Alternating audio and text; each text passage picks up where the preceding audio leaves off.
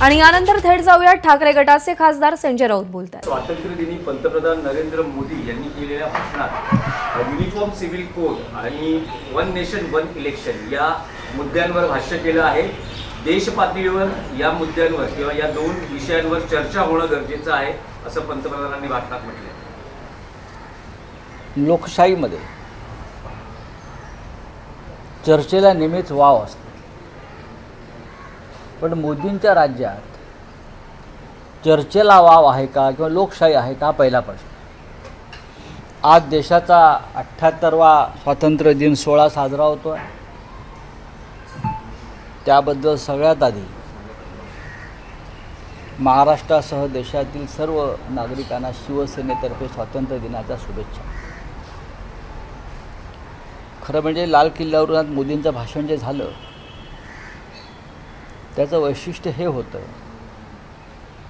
की 10 वर्षात प्रथमच विरोधी पक्षनेते म्हणून राहुल गांधी त्या सोहळ्याला उपस्थित होते आणि ते लाल किल्ल्यावरील आजच्या स्वातंत्र्य दिनाच्या सोहळ्याचे मुख्य आकर्षण राहुल गांधी होते, हे मी पाहत होतो। आज शिवसेना भवनात सुद्धा स्वातंत्र्य दिनाचा सोहळा झाला। माननीय उद्धव ठाकरेजींच्या हस्ते आदरणीय शिवसेना पक्षप्रमुख तिरंगा फडकवला। लाल किल्ल्यावर अर्थात प्रधानमंत्री नरेंद्र मोदी यांनी तिरंगा फडकवला। खरं म्हणजे मोदी ज्या पक्षाचं नेतृत्व करतात किंवा ज्या विचारधारेचं नेतृत्व करतात त्या विचारधारेत तिरंग्याला स्थानच नाही। ते तिरंगा हा राष्ट्रध्वज मानायलाच तयार नाही। स्वातंत्र्य दिनाच्या नंतर स्वातंत्र्य मिळाल्यानंतर 56 वर्ष ज्यांनी तिरंगा फडकवला नाही अशा विचारधारेचं नेतृत्व अनेक वर्ष मोदी करतात, पण प्रधानमंत्री म्हणून त्यांना ते आज तिरंगा पुन्हा फडकवावा लागला। अर्थात राष्ट्राला उद्देशून भाषण होत असतं प्रधानमंत्र्यांचं, पण प्रधानमंत्र्यांना कळलं असेल की गेल्या 10 वर्षातला लाल किल्ल्यावरचा सोहळा आणि आताचा सोहळा यात फरक आहे। अल्पमतातले प्रधानमंत्री, बहुमत गमावलेले प्रधानमंत्र्यांनी आज लाल किल्ल्यावरून तिरंगा फडकावला, पण देशाचा स्वातंत्र्य दिन आहे। देशाचं स्वातंत्र्य गेल्या 10 वर्षापासून गुदमरलेल्या अवस्थेत आहे। विरोधक असतील, जनता असेल, नागरिक असतील, त्यांची सातत्यानं गळचेपी होते। ब्रॉडकास्ट बिल मागे घ्यावं लागलं। हे ब्रॉडकास्ट बिल हे स्वातंत्र्याची गळचेपी करण्यासाठीच होते, ते एक प्रकारे सेन्सॉरशिप होती, पण विरोधी पक्ष मजबूतीनं उभा असल्यामुळे ब्रॉडकास्ट बिल रद्द करावं लागलं। वक्फ बोर्डाचं बिलसुद्धा त्यांना मागे घ्यावं लागलं तात्पुरतं।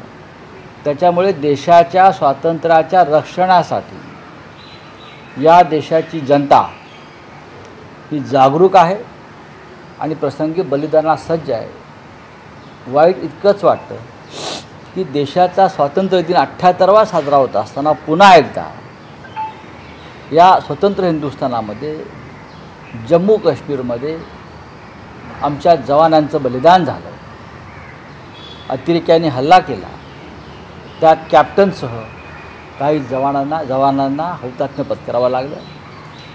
गेल्या 10 वर्षात प्रधानमंत्री मोदी आणि त्यांचं सरकार आमच्या जवानांचं बलिदान रोखू शकलं नाही, पण त्यांच्या भाषणामध्ये मात्र मोठ्या मोठ्या गर्जना आणि वर्जना असतात। पुन्हा एकदा विचारतो की 370 कलम हटवलं जम्मू काश्मीरमधून, तेव्हा शिवसेनेनं पूर्ण सहकार्य केलं होतं, पाठिंबा दर्शवला होता। मोदी असं म्हणत आहे की युनिफॉर्म सिव्हिल कोड आणि वन नेशन वन इलेक्शन या मुद्द्यांवर चर्चा व्हायला हवी, हे मुद्दे पुढे यायला हवेत। अशा वेळेस शिवसेना युबीटीचं पंतप्रधानांच्या या मुद्द्यांना समर्थन असेल का? बघा, लक्षात घ्या, मोदींकडे पूर्ण बहुमत नाही। मोदींकडे पूर्ण बहुमत नसताना मोदींनी असे वादग्रस्त विषय चर्चेला आणणं हे देशाच्या शांततेला आणि सुव्यवस्थेला परवडणारं नाही। 370 कलम हटवलं आणि त्याचं राजकारण केलं आणि मतं मागितली। 370 कलम काढल्यावर आम्ही आनंदानं त्यांना पाठिंबा दिला। राज्यसभा असेल, लोकसभा असेल, अनेकांनी त्यांना विरोध केला नाही, पण 370 कलम हटवल्यावर जम्मू काश्मीरच्या परिस्थितीत काय सुधारणा झाली हे प्रधानमंत्र्यांनी लाल किल्ल्यावरून सांगायला हवं. प्रधानमंत्री लाल किल्ल्यावरून भाषण करत असताना जम्मू काश्मीरमध्ये रक्ताचे सडे पडत होते आणि ते रक्ताचे सडे आमच्या जवानांच्या रक्ताचे सडे हे त्यांनी विसरू नये.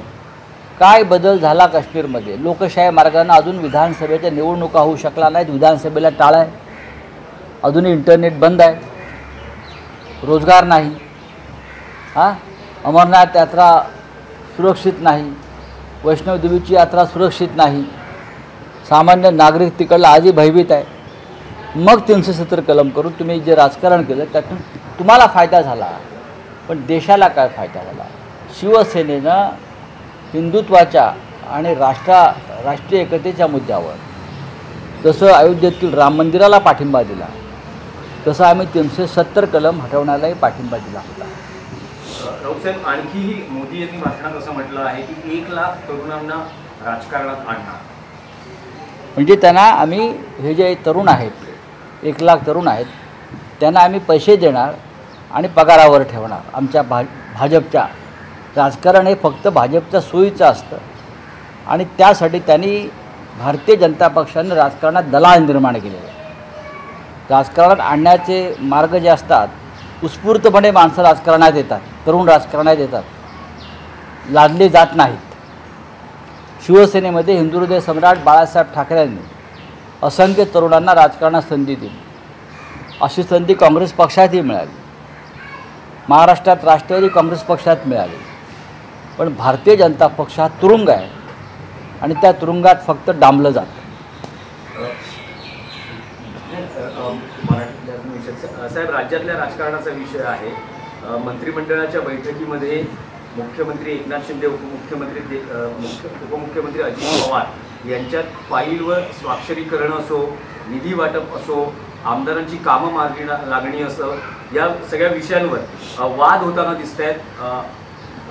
2 आठवड्यांपूर्वी गिरीश महाजन आणि अजित पवार यांच्यामध्ये असाच मुद्द्यांवरून वाद झाला होता आणि आता ताजं प्रकरण आहे या मंत्रिमंडळाच्या बैठकीतलं, ज्यात अजित पवार आणि याला वाद म्हणण्यापेक्षा आम्ही 3 टोळ्यातल्या गँगवॉर म्हणतो. 3 गँग एकत्र येऊन महाराष्ट्राची सत्ता चालवत आहे.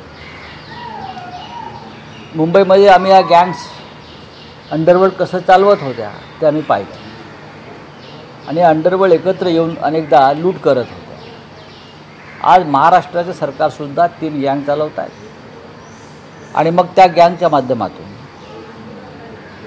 माध्यमातून आपापल्या लोकांची दिवाळी केली जाते. आजच आपण नवीन माहिती जर घेतली असेल तर धारावी प्रकल्पासाठी या गँगनं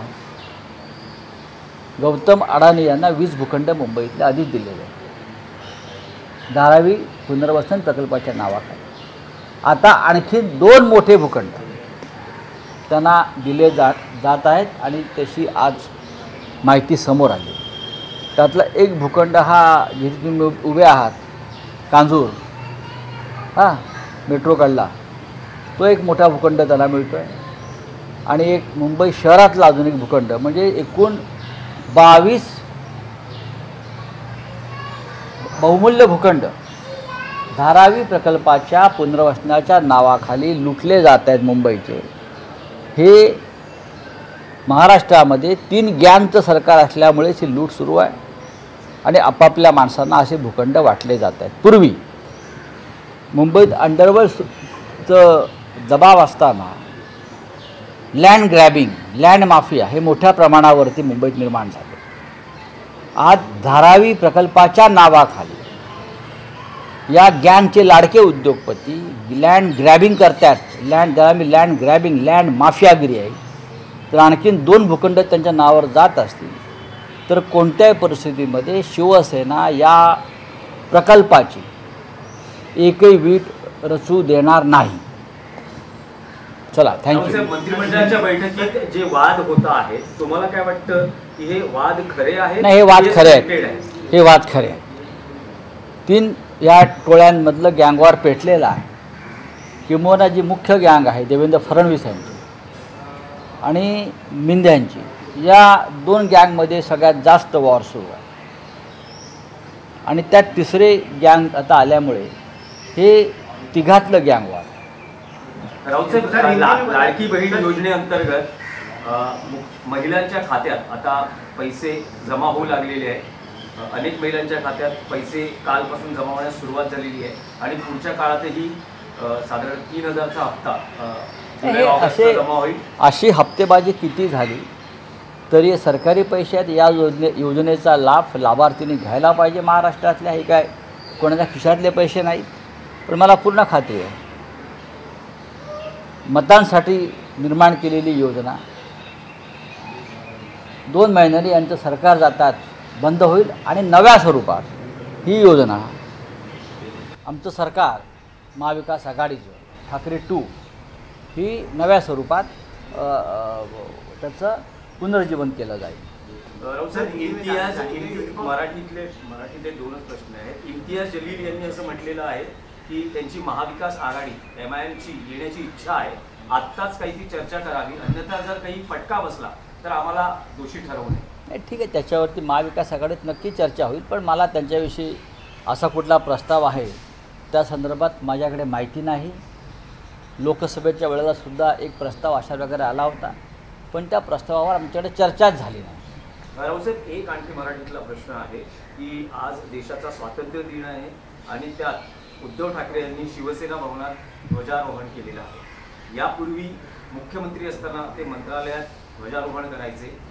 पुढच्या 15 ऑगस्टला किंवा 26 जानेवारीला ते मंत्रालयात पुन्हा एकदा ध्वजारोहण. आम्ही शिवसेना भवनावर तिरंगा नेहमीच फडकवतो. आमची विचारधारा तिरंगा न फडकवण्याची कधीच नव्हती. ज्यांची होती त्या सत्तेवर आहे आणि महाराष्ट्रातसुद्धा तेच सत्तेवर आहे. आणि त्यांच्याबरोबर एकनाथ शिंदे आहेत, हे लक्षात घ्या. ज्यांची तिरंगा न फडकवण्याची मानसिकता होती घरावर, कार्यालयांवर, देशावर, त्यांच्याबरोबर कोण बसलेले आहेत? ते शिवसेनेतून फुटून गेलेले लोक बसलेले आहेत. आम्ही तिरंग्याचा नेहमी सन्मान केला आणि तिरंग्यासाठी आम्ही बलिदान केलं सगळ्यांनी. तुम्ही म्हणता आता पुढल्या 15 ऑगस्टला काय करणार? पुढल्या 15 ऑगस्टला स्वातंत्र्य दिन मंत्रालयाच्या आवारात जो सोहळा होईल त्यात महाविकास आघाडीचं जे ठाकरे 2 सरकार येईल त्या सरकारचा मुख्यमंत्री तिथे तिरंगा फडकवेल अभिमानानं. मी ठाकरे 2 यासाठी म्हणतो की ठाकरे 1 होतं आणि ते उत्तम सरकार होतं म्हणून आम्ही या सरकारला ठाकरे 2 म्हणतो. मुख्यमंत्री पदाचा निर्णय हा आम्ही एकत्र बसून घेऊ. ठाकरे 1 सरकारचं नेतृत्व अभी बोलिए. ठाकरे 1 सरकारचं नेतृत्व उद्धव ठाकरेंनी केलं.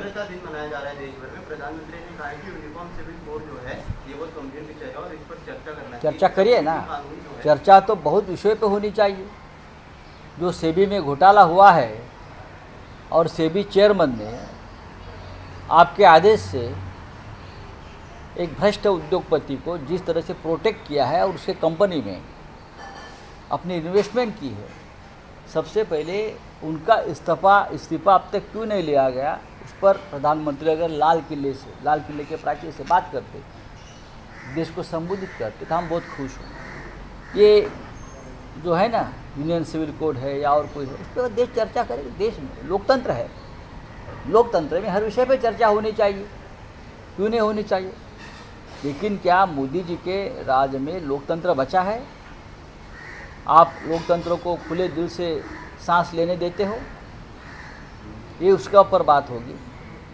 यूनियन सिविल कोड या 1 इलेक्शन 1 नेशन, उसमें ज़रूर देश चर्चा करेगा. लोकतंत्र में चर्चा को महत्व है. चलिए, एक समय ऐसा था जहां भारत में आतंकवादी घुसकर हमला करते थे और एक समय अब ऐसा है जहां पर एयर स्ट्राइक किया जा रहा है जिससे भारतवासी जो है वो प्राउड महसूस करते हैं. किस तरीके से बीते दिन ऐसा कौन कहता है? मोदी जी कहते कल जम्मू कश्मीर में जो हमला हुआ है आतंकवादियों का, उसमें हमारे कैप्टन सहित कुछ जवानों का बलिदान हुआ है. और जब से मोदी की सरकार 3 आई है, अब तक 17 आतंकी हमले हुए हैं और उसमें से 20 से भी ज़्यादा हमारे लश्करी आर्मी जवानों की शहादत हुई है. 50 से ज़्यादा हमारे जवान गंभीर रूप से घायल हुए. क्या मोदी जी और उनकी सरकार इस बारे में चर्चा कर सकती है, बात कर सकती है? अभिमान की बात नहीं है ये.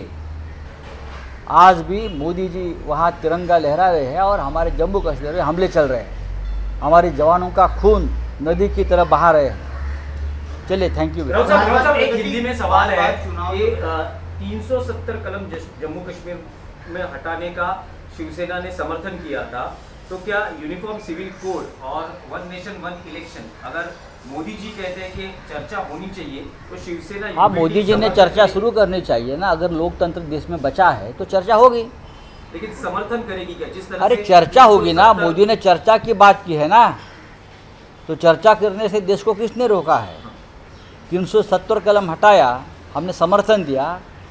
आज कश्मीर की स्थिति क्या है? अब तक 5 साल में ये लोग विधानसभा का चुनाव नहीं ले पा रहे, आतंकवादी हमले नहीं ये रोक सकते हैं। कल शाम को जो हमला हुआ है, कैप्टन सहित 2 जवानों की हत्या, बलिदान हुआ है, क्या मोदी जी उसके ऊपर चर्चा करेंगे? सदन में करेंगे? जिस तरह से देश को लूटा जा रहा है और मोदी जी के आदेश से सेबी चीफ माधवी बूच ने अपनी इन्वेस्टमेंट पूरी एक ऐसे उद्योगपति की कंपनी में किया है जिसके ऊपर सेबी की ही जांच चल रही है। ये मनी लॉन्ड्रिंग है पूरी तरह से, हज़ारों करोड़ का।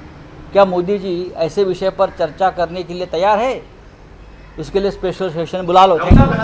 तर राज्य सरकारवर टीका करताना राज्य सरकारमध्ये गँगवॉर असल्याचं संजय राऊत म्हणाले आणि त्यासोबतच लाल किल्ल्यावरच्या मुख्य सोहळ्याचं आकर्षण राहुल गांधी असल्याचंही वक्तव्य त्यांनी केलंय। एबीपी माझा, उघडा डोळे बघा नीट।